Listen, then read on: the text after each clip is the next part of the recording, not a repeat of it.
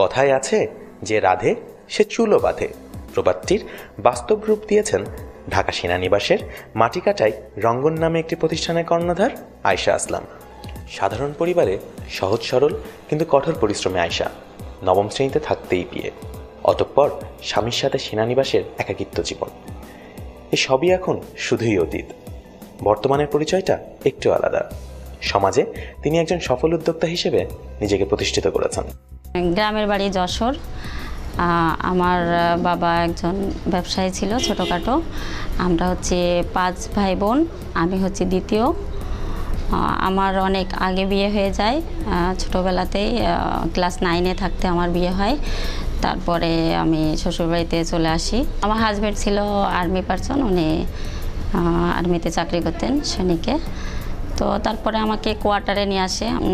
সরকারি চাকরিতে যে বেতন, ওটাতে দেখতাম আমি যে আমি অত সুন্দরভাবে মানে সংসার চলা একটু কষ্টকর ব্যাপার।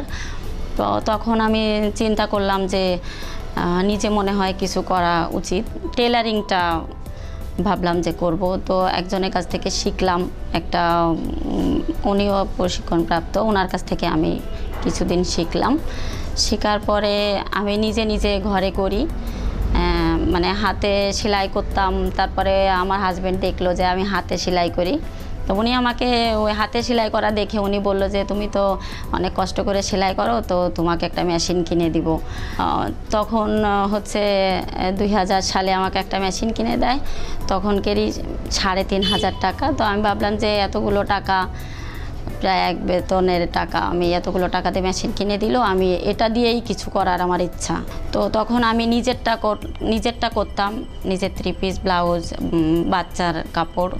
তো আশেপাশে সবাই ভাবিরা দেখে বলতো যে ভাবি কাপড়টা বানানোটা সুন্দর হয়েছে, আপনি কোথা থেকে বানাইছে? ভাবি আমি নিজেই বানাই, আমি নিজে কাটিং করি, নিজেই সেলাই করি। তো আমাদের একটা অর্ডার করে দেন। তো এভাবে অর্ডার দিত, আস্তে আস্তে অর্ডার দিতে দিতে ওনারা আশেপাশের থেকে শুনতে শুনতে অনেক অর্ডার, মানে আমার অনেক কাপড় হতো। সব কিছু গোছগাছ করে রাখতাম, উনি অফিস থেকে আসলে যাতে ওনার মন খারাপ না হয় যে আমি অফিস থেকে আসছি, উনি কাজে ব্যস্ত, এটা কখনো আমাদের ভিতরে ছিল না। এখন আশেপাশের সব ভাবিরা বলে ভাবির কাজ তো অনেক ভালো, আপার কাজ ভালো, তো আমাদেরকে একটু শিখাবেন? তা আমি বলছি কি হ্যাঁ, আপনারা যদি শিখতে চান আমি শিখাবো। কোয়ার্টারে থাকতেই আমার হচ্ছে অনেক স্টুডেন্ট, সব আর্মি ভাবিরা। তো ওনারাও সবাই সৈনিকের ওয়াইফ। তো ওনারা এক এক ব্যাচে মনে করেন 10 জন, 15 জন, 20 জন, 2 বেলা করাতাম। এই করতে করতে আমার হাজব্যান্ড 2001-এ রিটায়ার্ড হয়ে যায়, আর্মি থেকে অবসর। তো তখন তো কোয়ার্টার শেষ, ভাড়া বাসায় থাকবো, চাকরি নাই, তো গ্রামের বাড়িতে চলে যাই। তারপরে আমি আবার শুরু করলাম কাজ বাড়িতেই। আবার আমি ওখানে সব এলাকায় বললাম যে আমি এরকম টেলারিংয়ের কাজটা করি আর হচ্ছে কাজ শিখাই। তো বললে দেখি যে গ্রামের মহিলারা অনেকে আসে প্রশিক্ষণ নিতে। তো ওখানেও আমি প্রশিক্ষণ শুরু করি গ্রামের বাড়িতেই। তারপরে ওখানে আবার টেলারিং কাজটাও করি। আবার ওখানে 1জন মেয়ে নিয়ে নিলাম যে ও যদি আমার সাথে করে তাহলে আমি আরেকটু বেশি কাজ করতে পারবো। যুব উন্নয়ন থেকে প্রয়োজনীয় প্রশিক্ষণ নিয়ে বিভিন্ন ব্যবসা শুরু করলেও সামাজিক নানা বাধার সামনে ব্যবসা বদলাতে হয়েছে বহুবার।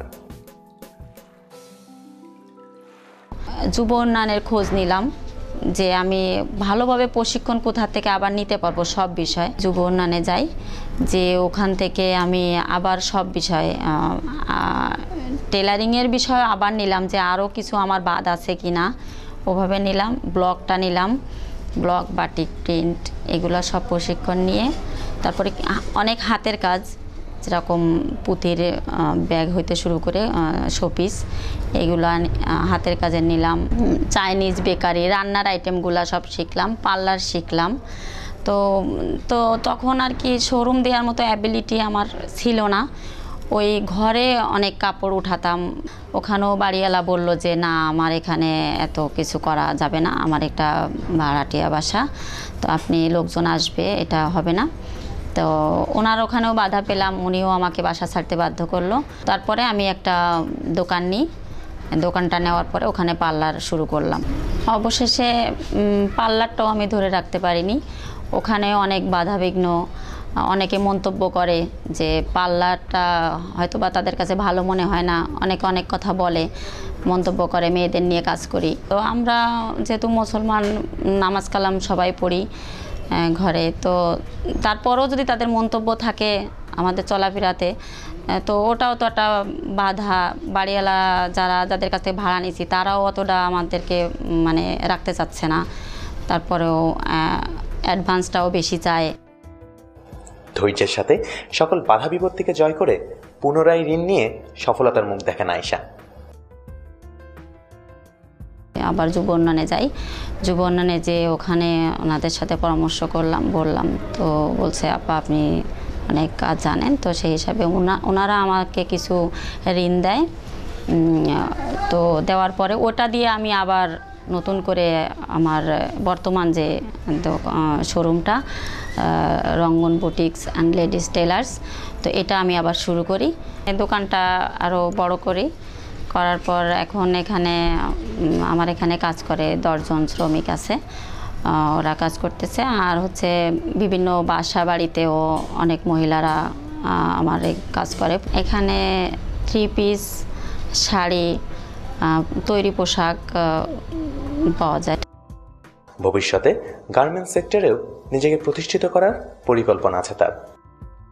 এটা নিয়ে আমার ভবিষ্যৎ পরিকল্পনা হচ্ছে আমি এটারে আরও বড় করতে চাই, অনেক বড় একটা শোরুম করার ইচ্ছা, প্লাস আমার সুইং লেভেলটাকে আমি অনেক বড় একটা গার্মেন্টস লেভেলে নিতে চাই।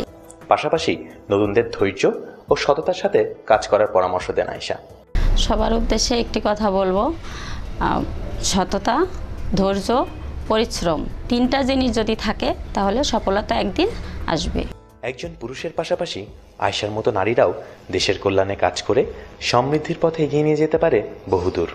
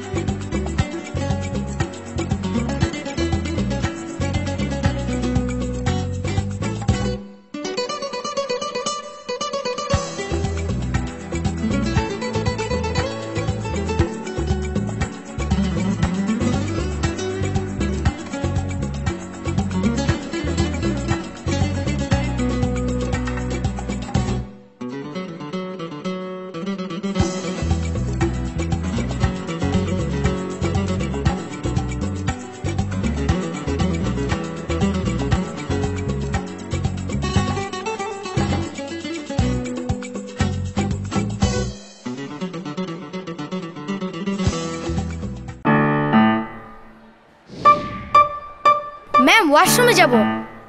ওকে যাও। ম্যাম আমি ওয়াশরুমে যাব। ওকে যাও।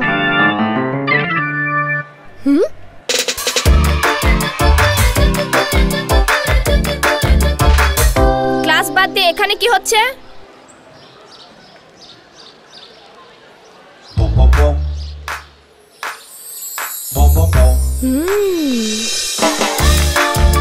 দারুণ স্বাদের, দারুণ মজার ইফাত এগি নুডলস। এতে আছে প্রয়োজনীয় প্রোটিন, ক্যালসিয়াম ও ভিটামিন, যা ওদের বেড়ে উঠতে সাহায্য করে। Ifat eggy noodles.